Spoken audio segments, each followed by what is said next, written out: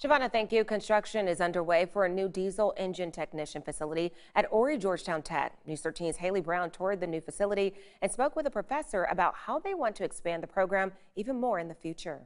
The more than 17,000 square foot facility is double the size of their old one, allowing room for 35 students to enroll in the program. The building is located at the Atlantic Business Center across from Highway 501 and features 4 sliding garage doors, one of which is big enough to fit a tractor trailer. Construction crews have carved out 2 classrooms, bathrooms, a conference room, a canteen area, and staff offices. One professor says once the facility is finished, it could potentially allow for more students to enroll in the program. So as the program grows, we could actually, as I said a moment ago, we could start night cohorts. So we could have 2 sections during the day, 2 sections at night.